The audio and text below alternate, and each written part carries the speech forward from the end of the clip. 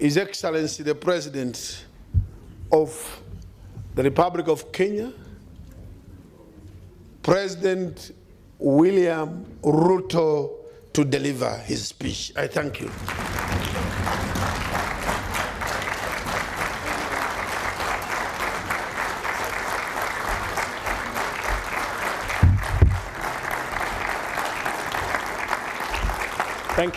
Thank you very much. Please, let's take our seats. Thank you very much. I appreciate.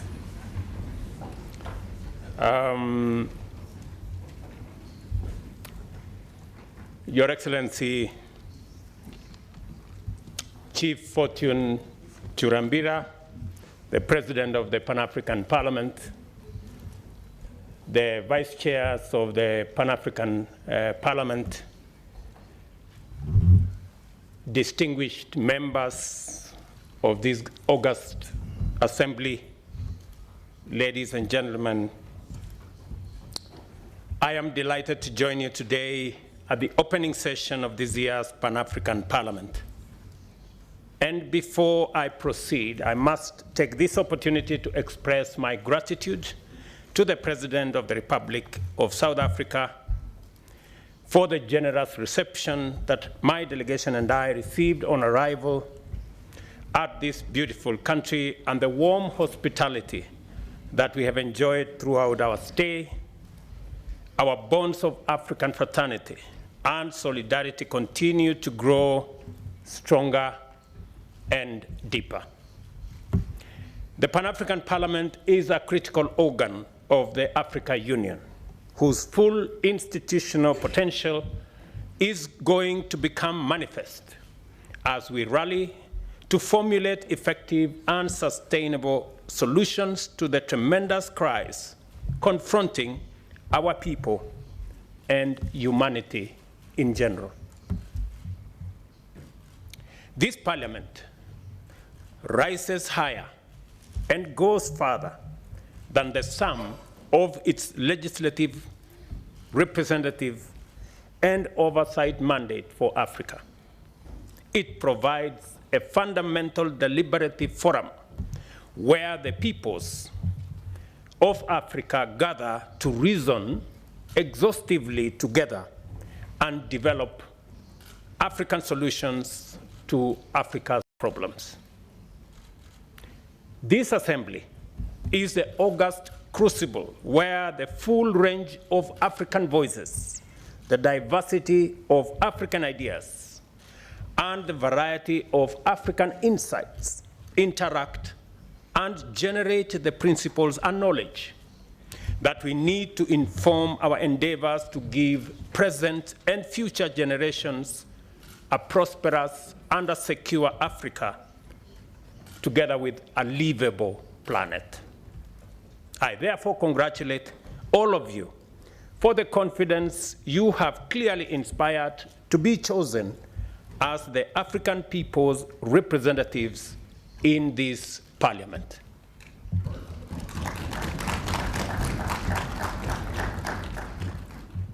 You take your seats in this House at a very critical time for Africa and the world. The world is presently confronted with a daunting array of multifaceted challenges, which range from the pandemic recovery to the existential threat of climate change.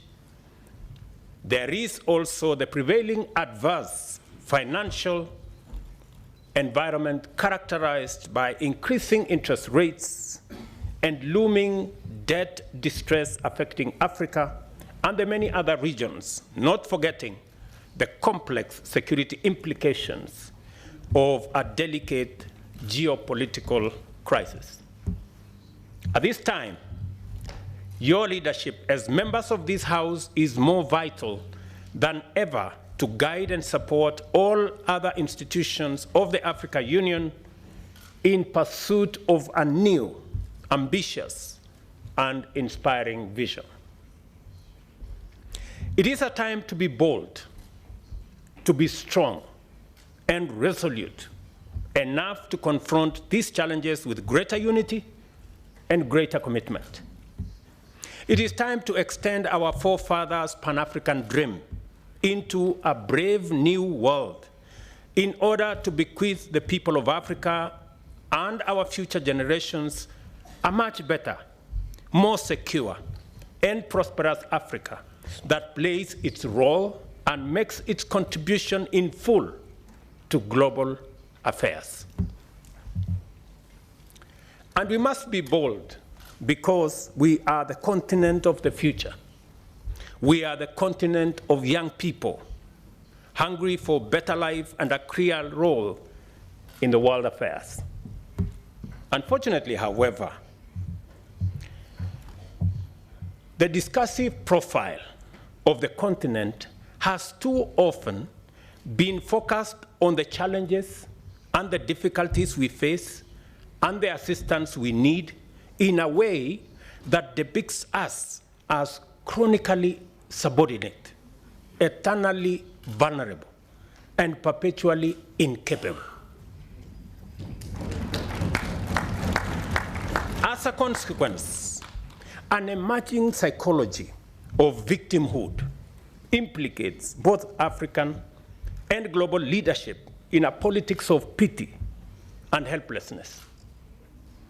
It also denies the world's youngest continent, repository of unparalleled abundance, the agency to articulate appropriate solutions for its own problems and to offer its unique, indispensable contribution on the broader global stage. I am persuaded that our generation of African leaders has the historic mandate to retire this unhelpful profile and in its place articulate a more accurate and compelling portrait of Africa that is both faithful to fact, yet also developmentally inspirational. Through this fundamental shift, we have the opportunity to empower and mobilize our people to drive transformation, attract investment, and inspire partnerships and collaborations across the world. I see a tremendously decisive role for yourselves as members of the Pan-African Parliament, since you represent the voices of Africans on all issues pertaining to every sphere and sector of individual and collective endeavor. Please don't let us down.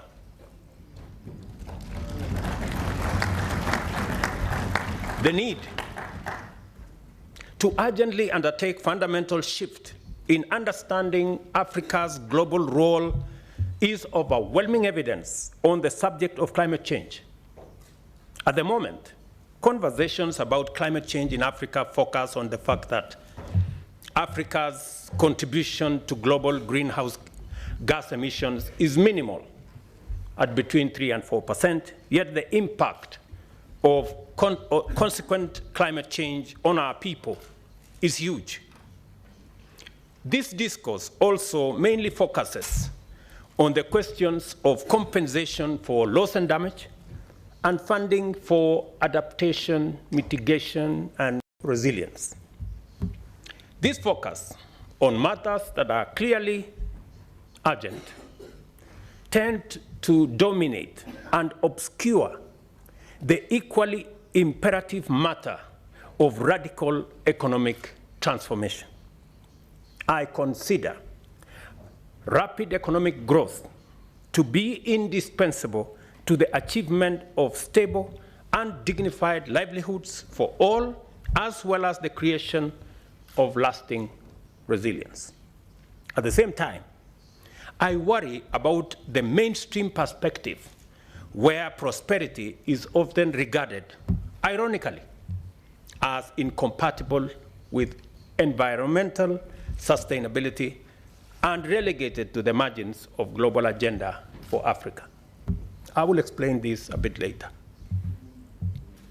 As a matter of fact, many Africa's global partners evasively skirt around this necessary conversation, making it difficult and uncomfortable. Explicitly and implicitly, they encourage Africa to focus on managing the consequences of climate change, since only others in the global north are understood to possess the capacity to solve the global problems of such character and magnitude. This unjust dynamic is unnecessary, inappropriate, and only serves to hold us back from fulfilling our potential.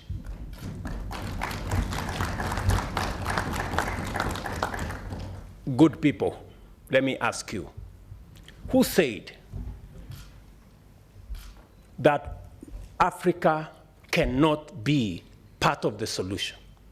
That when Africa is being discussed, it's only being discussed in the context of the problems.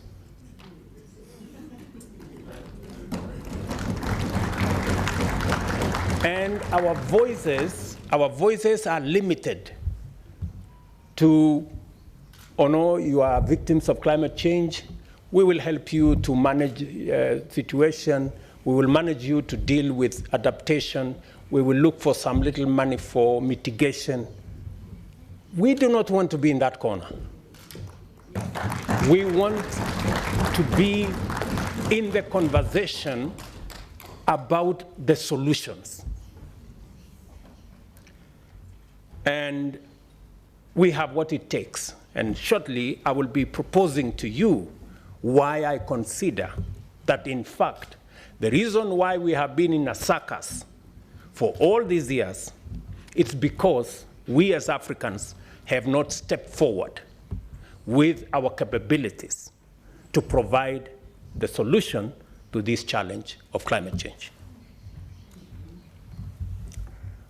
As the chair of the Committee of African Heads of State and Governments on Climate Change, I fully associate myself with the consensus that has evolved among Africa's leaders who have refused to be tethered to this unsatisfactory ideology.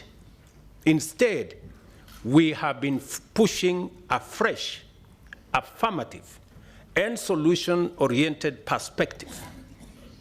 And I have come here today to ask you to join us in executing this change of course, articulating a fundamentally Pan-African principle and amplifying new ethos that summons the world to live, produce, and consume in harmony with nature that will be spearheaded by Africa.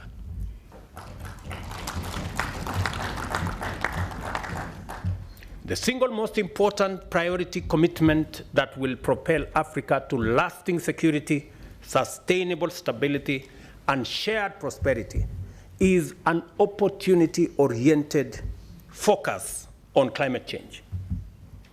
Our continent's abundant wealth of natural resources, immense endowments of untapped green renewable energy, our youthful demographic profile, and our increasingly enlarging market precisely constitute the fundamental elements required to mitigate and then reverse climate change while driving a new green industrial revolution. Africa's untapped renewable energy, let me give you some numbers. Africa's untapped renewable energy potential is more than 50 times the world's cumulative demand by 2030. The continent's untapped solar, wind, and geothermal potential is rated as super abundant in most African countries, meaning the potential is over 1,000 times the current demand. Yet, nearly 600 million Africans lack access to electricity, while another 150 million have highly unreliable access, and a whopping 900 million Africans have no access to clean cooking energy. Just imagine the paradox that we are in the middle of plenty while living in scarcity. The primary cause of Africa's minimal investment in exploiting its abundant green energy potential is the lack of energy-intense anchor demand. Such demand would make investment in additional energy generation capacity bankable and render universal energy access possible. Scientists tell us that achieving the net zero emissions by 2050 is imperative to sustain human civilization. Failure to reach this target will lead to devastating and irreversible impacts on ecosystems, weather patterns, and sea levels. At present rates, it will be extremely difficult, if not altogether impossible, for the world's industrial nations and fast-growing emerging economies to achieve net zero goals on time. The only way for the world to achieve this net zero aspiration by 2050 is for countries which presently have net negative emissions, as we do in most of Africa. And I really want you to listen to me on this point, because this is the turning point. The only way for the world to achieve the net zero aspiration by 2050 is for countries which presently have net negative emissions, as we do in most of Africa, to make up for those on course to missing the 2050 goal. The implication of this scenario is that African countries are uniquely positioned to limit own emissions and at the same time contribute reductions everywhere. We are not only in a position that we can limit our own emissions, but we can assist others. We can contribute to the reduction by others. The opportunity, therefore, exists to provide energy access for all Africans by 2030, while reducing total emissions from energy generation by creating green industrial capacity in Africa, thus positioning the continent to support the global net zero ambition. The clearest path is to relocate global industrial production capacity to Africa and therefore meet Africa's as well as world's growing demand for goods and services. Let me take that again, so that we are clear. The clearest path available to humanity, not just to us, available to humanity, is to relocate global industrial production capacity to Africa, and therefore meet Africa's as well as the world's growing demand for goods and services in a green-first manner that also enables the continent to leapfrog the industrial development path taken by the global north. An African green industrial capacity will not only serve global demand, but it will also decarbonize global production, thereby fulfilling humanity's most ambitious climate goals. This is the very honest conversation we want to have. We are saying we can have a win-win in this engagement. We do not have to engage in the usual finger-pointing. You caused this, you did not cause that. That's all fine. We contributed the least, that's fine. We are suffering the most, that's okay. But we can together agree on a solution that carries everybody. And that is the proposition we are having as the leadership of this continent. We are not selfish. We are willing to share, to present our resources so that we can not only solve our problem, but we can solve the global problem of climate change.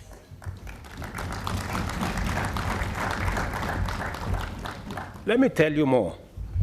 For the first time in history, low or no emission production processes for products like steel, fertilizer, and hydrogen are technically feasible and economically efficient, thanks to Africa's abundant renewable energy potential. Moreover, primary processes of essential ores present a major opportunity for Africa to effectively balance its energy and climate ambition. Africa has 30 to 40% of the world's minerals, including those on which the green energy transition depends.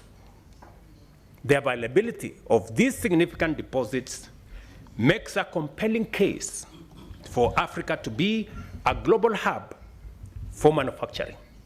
For example, the simple decision to process the 80 million tons of iron ore annually exported by Africa to Europe and China, and to process steel from plants close to mines in Africa averts the emission of nearly 7 million tons of carbon dioxide equivalent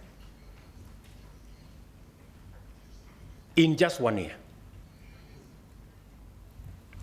Processing over 110 million tons of bauxite exported annually from Africa to Europe and Asia at aluminum factories near the mines using renewable energy can also avoid between 1.3 and 1.5 gigatons of carbon dioxide every year, which is 3% of all global house gas emissions. What am I saying? I am saying instead of exporting the iron ores and the bauxite to be processed in Europe and China, if the decision was reversed so that we still get the same steel, but this time round, it is processed in Africa, you don't have to transport the ores. Use the renewable energy in Africa instead of the fossil fuel and carbon energy in Europe. It is a simple decision. We will still get the steel for everybody, but let's change the paradigm. Instead of transporting iron ore and engaging in huge footprints of carbon, let us process the iron ores and the bauxite in Africa. And we are willing, once it is processed in Africa, we will sell the steel to our friends. We will do two things. We will have created jobs in our continent. We will have done green for everybody, green industrialization for everybody. We will have reduced emissions for everybody. And we will have contributed to solving this big equation of carbon emissions. It is as simple as that. It is just as simple as that. You don't need any rocket science to, it is just as simple as it gets. Let me give you an example from Kenya. Kenya is a perfect case in point. Our comparatively small national grid is about 3 gigawatts, but consists of 92% renewable energy. We aspire to make our grid 100% renewable by 2030, in the next 8 years, while executing a quantum leap in grid size to 100 gigawatts and 100% renewable by 2040. The small grid size and relatively high energy cost, production cost that is in the past made it hard to attract energy-intense industry to Kenya. By recognizing the need to develop industrial anchor demand and shaping our plans accordingly, we have prioritized green industrialization and now aim to make carbon credits one of Kenya's biggest export products. In a month, we will have completed the institutional and legal framework for us to access, manage, and participate in the carbon market space. For the record, all the carbon trading in the African continent, let me say, 25% at the moment is happening in Kenya. I want to encourage us as a continent that is the future. And the legislators here from different parliaments in our continent must carry this back home. To support this, we are working on the appropriate institutional framework to anchor carbon market regulation, aligned fiscal incentives, and a green investor-friendly environment that ensures communities benefit as businesses also flourish. We are therefore organizing and building our internal government capacity accordingly. And I dare say every other government, every other parliament must begin to internalize and to work along this line. The same will be true for our food production. As the world embraces regenerative agriculture, we recognize that our agricultural practices largely comply with the new approach. We must therefore commit to apply productive technologies driven by renewable energy, such as solar-powered irrigation, along with resilient seed varieties, to increase our yields, and farming in climate-smart ways to generate soil health and additional carbon revenues. It is essential to point out the additional benefits of relocating industrial production to Africa in terms of strengthening our balance of trade, ease pressure on our currencies, and mitigating the vulnerability arising out of dependency on capricious supply chains, as is the case in our fertilizer supply. Case in point is what happened in Ukraine and Russia. We have all it takes to grow our industries and make Africa the clean, green factory of the world. My call today is for us to do so in a way that is green from the start, so as to capitalize on the exclusive competitive advantage we have. No other continent has the advantage that we have as a continent. Another major opportunity for the continent is in carbon removal using hybrid solutions, including nature-based and technological solutions. Our continent has the potential to remove over 300 million tons of CO2 per year through nature-based solutions such as landscape restoration, reforestation, and mangrove forest protection and expansion. These measures, at a carbon price of $50 per ton, could provide in excess of $15 billion in revenue, create more than 85 million jobs, and improve millions of livelihoods. Of course, I am well aware that the prices we currently get on average are $5 per ton.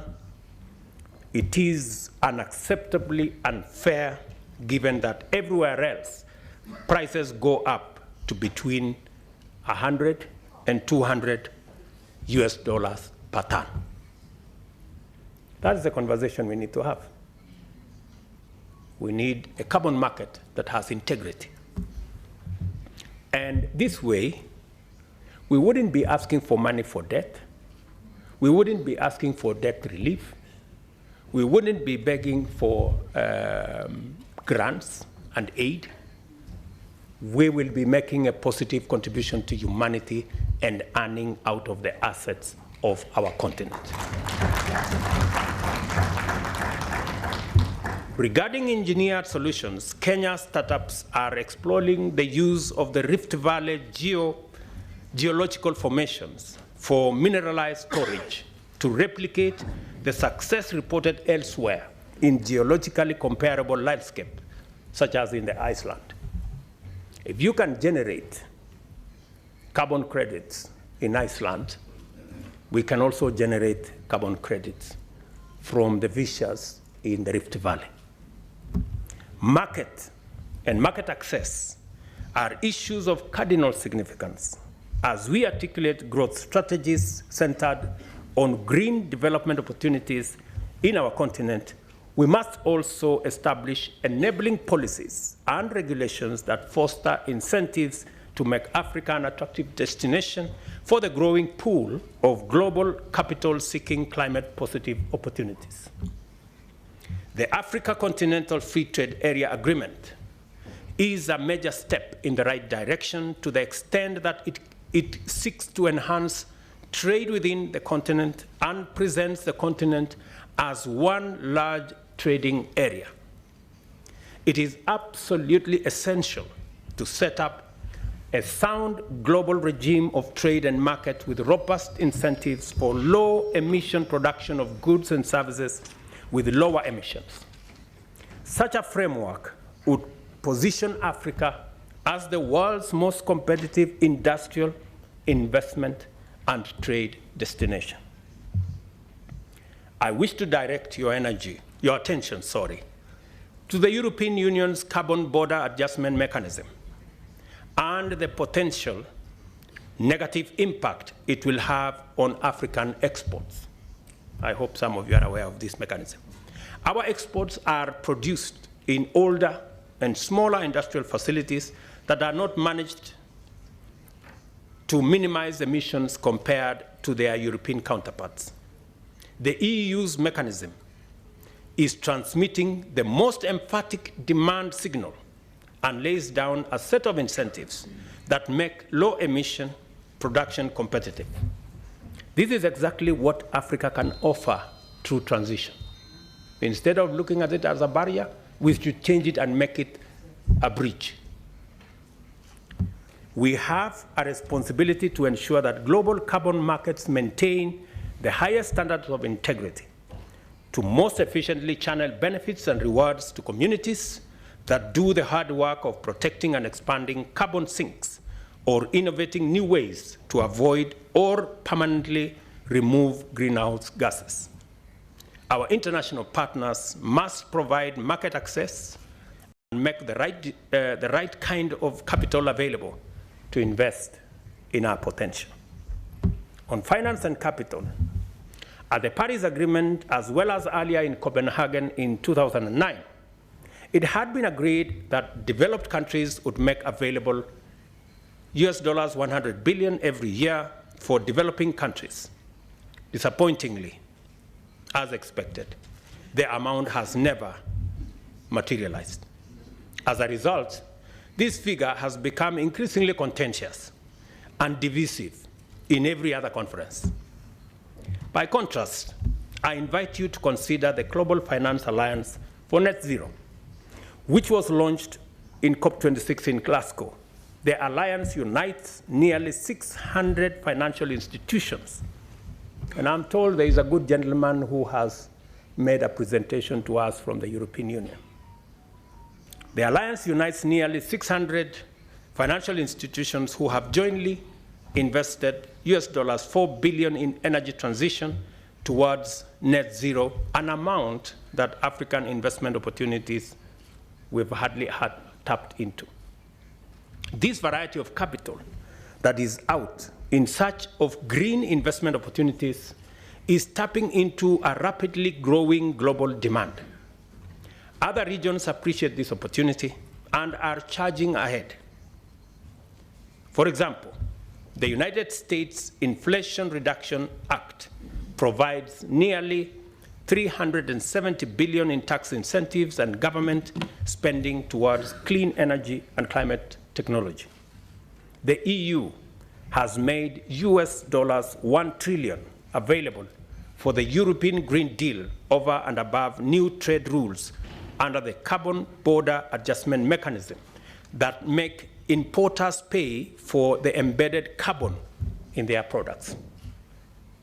The planet simply cannot afford to channel a paltry 0.6% of renewable investment in Africa at a time when the continent is home to over 40% of the planet's best renewable energy resources. Our statistics on sustainability, efficiency, and green compliance are outstanding. I mentioned earlier that we can create energy access for all by 2030 while reducing total emissions related to energy generation by at least 80% and emissions per megawatt hour by well over 90% with only 30% investment.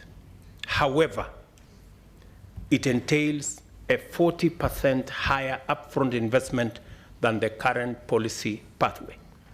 If Africa is to be the green industrial powerhouse of the world, and there is no foreseeable alternative, much more investment has to be made available collectively by humanity.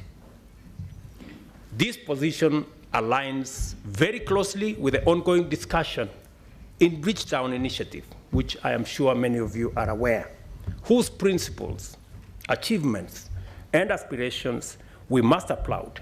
A decision in line with the Bridgetown call for action to channel a greater proportion of global finance to emerging and frontier economies and link it closely with climate action would make necessary concessional capital available to de-risk and attract private investment. This is precisely the outcome that decades of economic distress and underdevelopment of the global South deserves and must have. Moreover, as the global financial reform movement considers debt restructuring, the sustainability of debt relief is a major shared concern. Many of the countries in debt distress benefited from debt relief according to the highly indebted poor countries in the 90s. It is clear, therefore, that debt relief did not automatically usher in significant economic growth. In fact, it didn't achieve much. To liberate economies from this vicious circle, positive growth that is sensitive to climate and biodiversity agenda is needed. This is growth that builds on all our assets. African countries possess inherent competitive potential to emerge as clean, green, global manufacturing hubs. And that's the unique position we have. Instead of all the games being played, all we need to do, we are telling the world, we have our assets, we are willing to have a win-win engagement. We have the largest green energy potential, resources.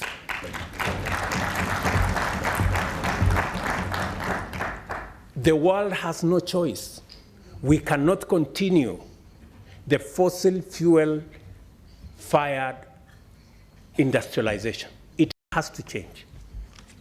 All we are saying is we are coming with our assets, come with investment and technology, we meet halfway, and everybody wins.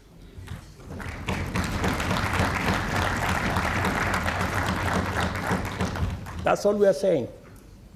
We are tired of complaining. We are tired of being victims. We want to be part of the solution. Don't consign Africa to the margins of problems and being victims and managing adaptation, we have better proposals that can get all of us out of the quagmire that we are all in.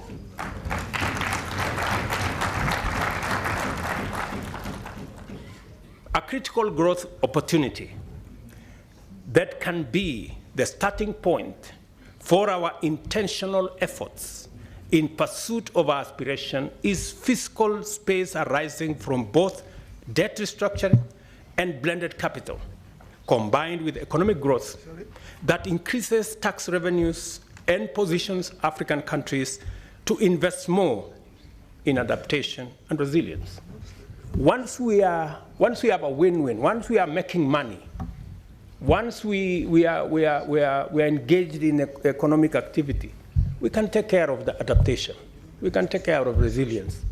Don't bring resilience into the equation to fool anybody that we are going to get anywhere with money for adaptation. You know, we are managing a problem. We want to be part of the solution. Don't consign us to managing a problem.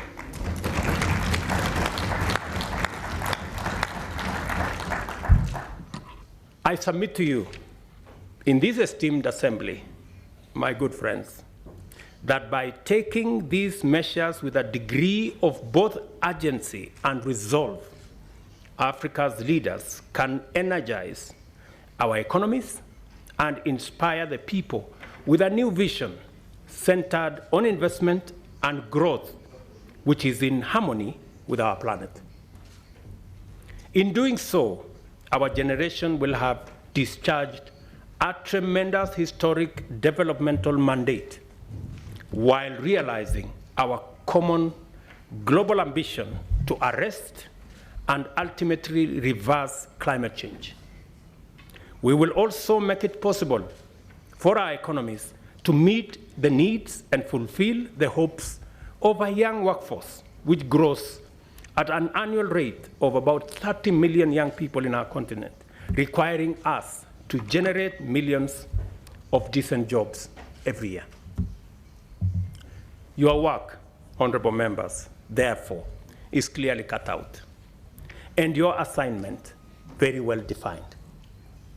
By facilitating robust and continuous discourse on the broadest cross-section of Africa, this Parliament will simultaneously employ the federative transmission of ideas from discrete grassroots agencies to the global and continental, multilateral and intergovernmental fora, and at the same time engage the devolutionary mechanisms of domesticating global standards and international norms.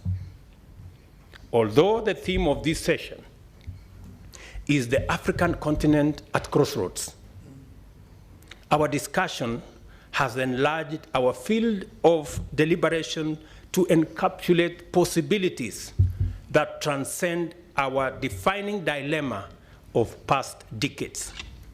For a while, Africa has struggled with an implied trade-off between economic growth and prosperity on one hand, and environmental sustainability on the other. We can now agree that given the transitional imperative, it is possible for Africa to execute clean, green industrialization that can enable the rest of the world attain the net zero target as well.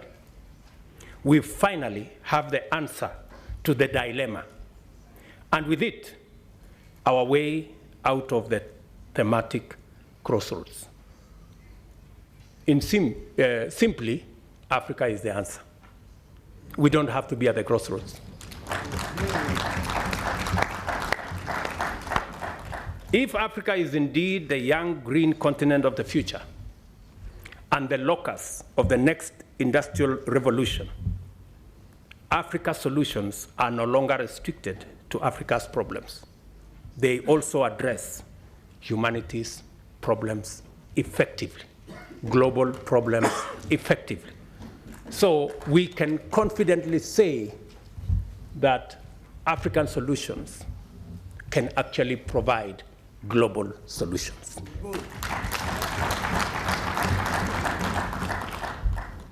Aspiration Aspirations often come with a problem of implementation. The concept paper contains a statement that I approved unreservedly.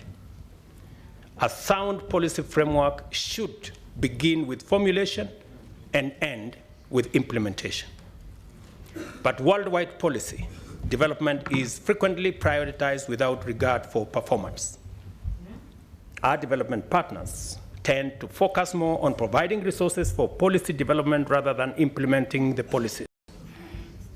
This situation has resulted in heaps of policy documents gathering clouds of dust on the shelves of government offices. As legislators, you are mandated not only to formulate law and policy, but also to rigorously oversee their implementation. To ensure that the African Union performs at the level of its aspirations, it will be necessary for you, as legislators, representatives, and overseers, to make sure that it empowers itself with sufficient capacity. Otherwise, African solutions, Agenda 2063, the African Continental Free Trade Area, and the young, clean, green continent of the future will remain a mere pipe dream. I want to persuade you. The power you enjoy today is delegated to you. The authority you enjoy today is delegated to you by the people of our continent. And let me remind you that the authority that you wield comes with responsibility. And responsibility comes with accountability. Our Africa Union, we have to rethink the architecture, the governance structure of our Africa Union. This parliament must provide the accountability mechanisms to make sure that all the structures of the Africa Union ultimately are answerable to the people of this continent.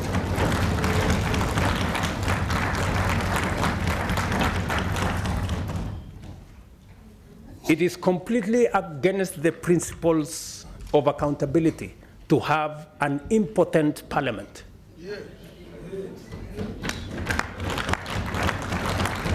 A parliament that cannot approve the budget of our organization. A parliament that cannot hold to account the executives in our administration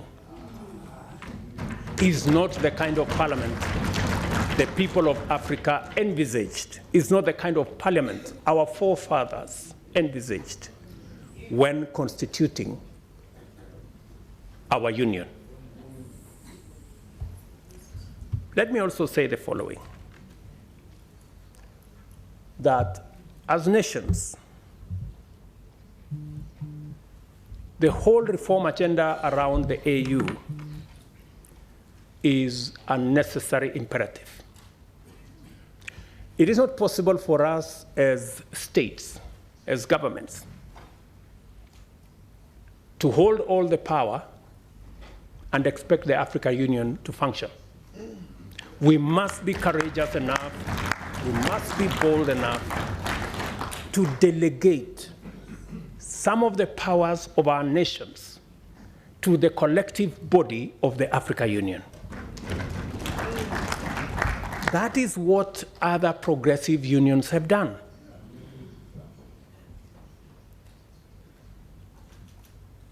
It is not possible for us to continue to engage with the rest of the world the way we are doing. The budget of African Union, to a good extent, is funded by development partners. What does it say about our ability to make our own decisions? It is said, he who pays the piper calls the tune.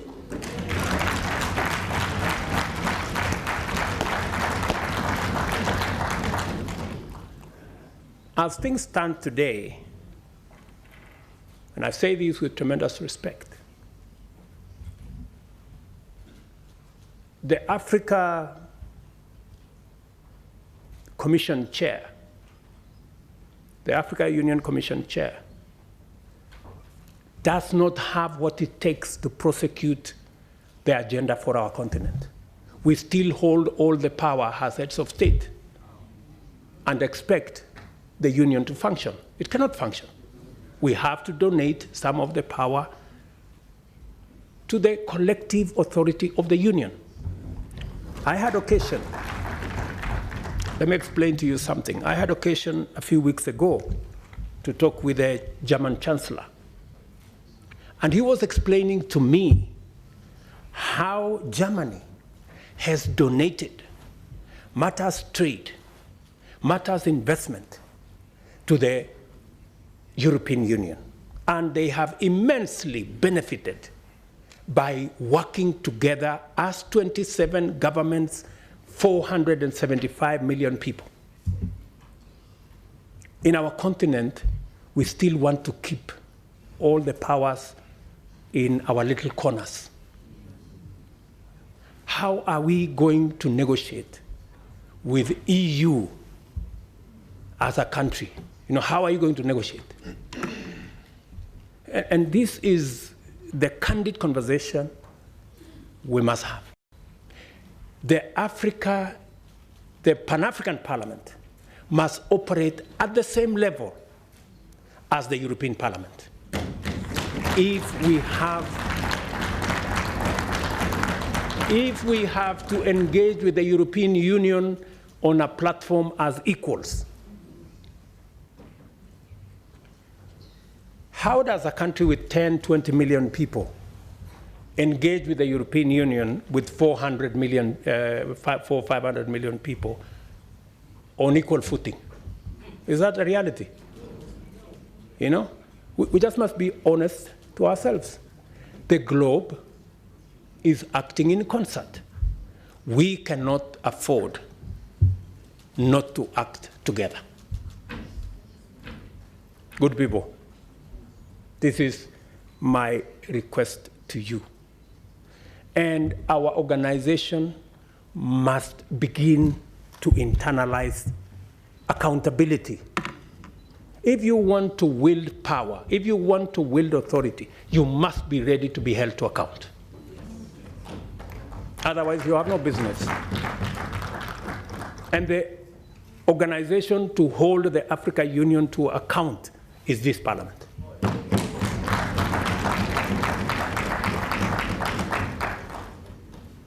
So what am I saying? For example, let me give you another example. We have been to US Africa. We have been to some other engagement with other countries. Now we have been invited for Russia-Africa Summit. We have made a decision, very respectfully as heads of state in Africa, that any engagement with other partners must be an engagement of equals. And for it to be meaningful, if we are going to meet the president of a country, we have organized ourselves that the Troika is going to represent Africa. The chair, the current chair, the past chair, the chair that is coming, and the heads of our regional economic commissions, about 6, 7 people. But what happens continuously? When others want to engage with us, they don't want to deal with a troika. They want to invite 50 heads of state. So we go to a meeting, just explain to me what kind of outcome you expect where 50 heads of state are sitting. Everybody is asked for speak to 1.5 minutes. You speak to for 1.5 minutes. What kind of engagement are you going to get? You're going to get nothing, right? The best that you get is photographs.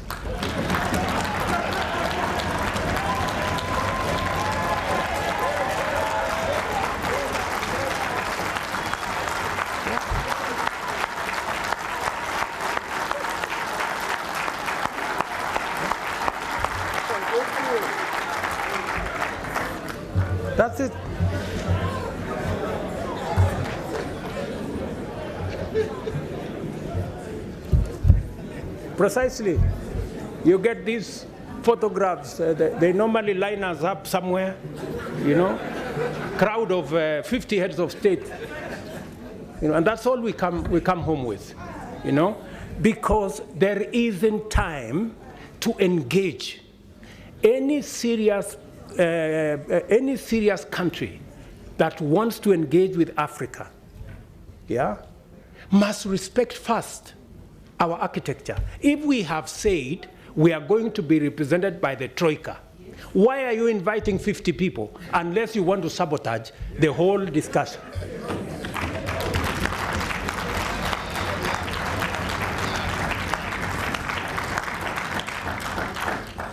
And if you can't respect our own rules, it is a sign of lack of goodwill. I mean, you must, so that when we engage, you know, if we have a smaller group of 5 people, then you can have a meaningful conversation. And we can have a meeting of equals. But here you are, you represent 200-300 million people. You have a guy here who represents 10 people. You have another guy who represents 10 million people. Then that conversation becomes, and some of the time, you know, the most unfortunate thing is that some of the people who invite us to these meetings tell us, if you don't come, there will be consequences. So all of us are forced to go to a meeting that has no meaningful outcome because of blackmail. This is not right, good people. You know, this is not okay, you know? So I have written to my brother who was here the other day that this time round, any other invitation, it must respect the rules of our continent. We have said any meaningful engagement,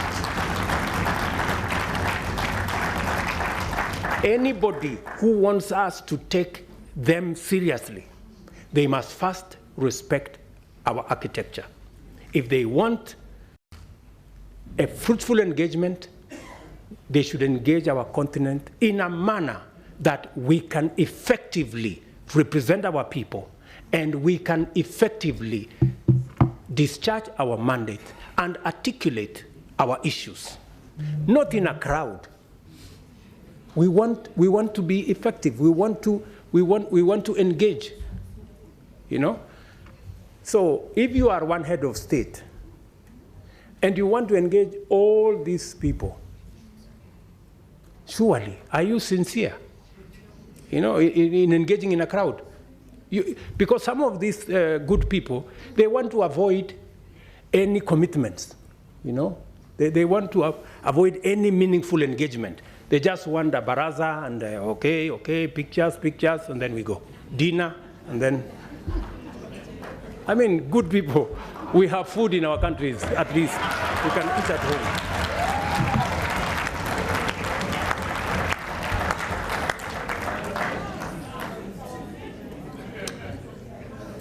The Africa Union reform agenda must therefore become a priority this session. And you must, members of parliament, you must interrogate and conduct the process to ensure that structurally the roles of the Bureau, Summit, committees, regional caucuses, Secretariat, and Commission are rationalized to give Africa a fit-for-purpose continental governing body worth its name.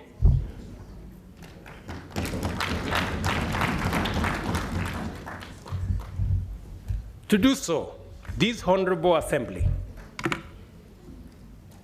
must urgently review the funding arrangements to ensure that Africa Union budgets are financed primarily by members and secondarily by external partners. In turn, this will require a mechanism where Africa Union member states are up to date with their contributions with regard to all our commitments. As matters stand, our most core mandates depend on the goodwill of development partners. Just imagine, including critical peace and security matters. that our own Peace and Security Fund is funded by development partners more than is funded by us as heads of state and countries. Good people, this needs to change. Africa's solutions must look like solutions. And in principle, they ought to emanate from us. How do we say we are providing African solutions if it is funded by development partners? It's a fallacy. It means we have no capacity to provide Africa solutions if it is being funded by others. A case in point, we have a situation in Sudan. The generals in Sudan are bombing everything. They are bombing roads, they are bombing bridges, they are bombing hospitals, they are destroying airports, using military hardware bought by African money. Just imagine. We need to tell those generals to stop the nonsense. Yeah.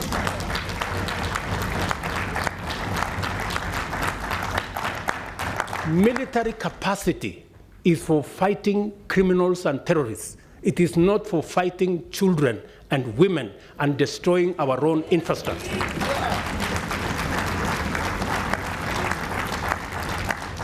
But as it is, we have no capacity to stop this nonsense in our own continent because our own Peace and Security Fund is funded by others.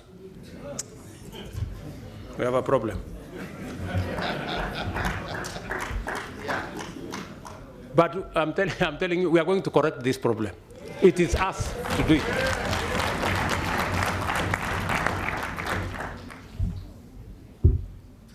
Let me also tell you that I think we're going to have a new, and we need your help. You know, we need your support. You must take up your role. You know, you must take up your role and make sure that our executive, the people running the Africa Union, are held to account.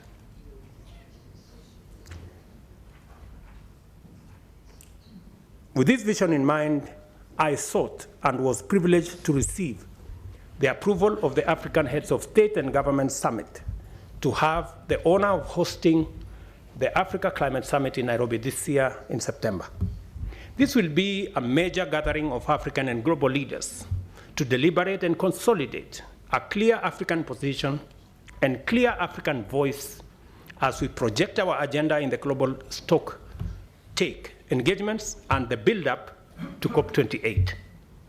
The summit also provides an opportunity to highlight and forge consensus on the modalities of unlocking Africa's vast potential to positively impact the climate agenda and rally the world to tap into the numerous opportunities that Africa presents towards global net zero.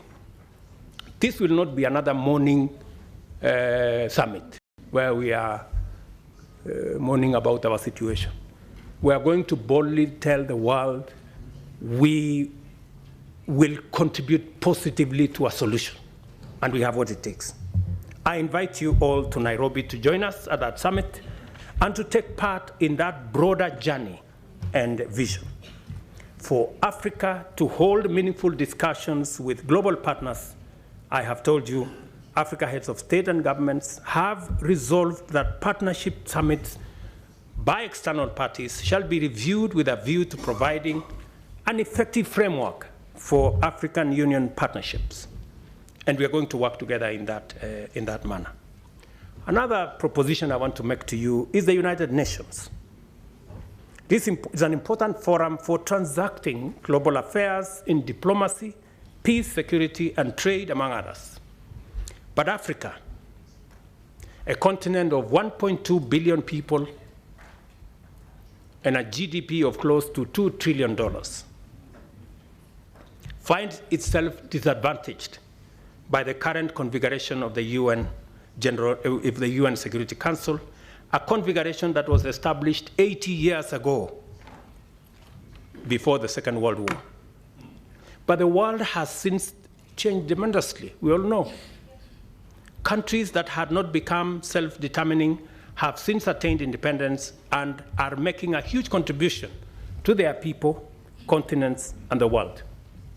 It is therefore time to reform the UN Security Council and change it from an exclusive club of 5 permanent members to a more representative global council that works for the interests of the whole world.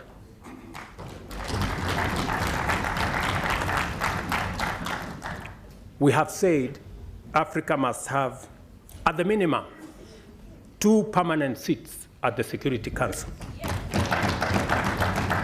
And by the way, we are being very modest. Yeah, we are being very modest because we are understanding. We must therefore work together to make our continent prosperous, for that is what it deserves, and our people now and generations to come, and improve our relations with global business and global investments. One final thing that I want to, I know many of you have talked about Paris. Yes, we will be going to Paris because we want to occupy every space. We are going to be consistent. We are going to be coherent. We are going to be audible until there is no place to hide.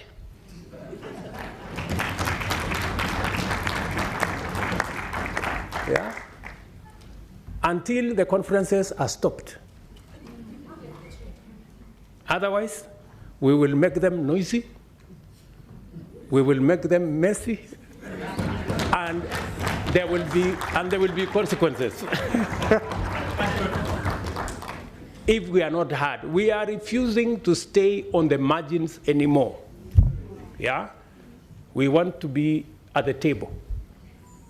Because we are told the risk of not being at the table is that you could be in the menu.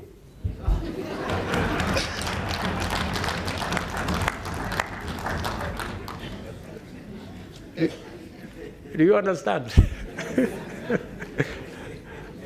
So we are going to occupy every space. And we have been gentlemen for far too long. We are now going to appropriate our place because we have a contribution to make. Ladies and gentlemen, thank you very much for listening to me. I don't take it for granted. And God bless you.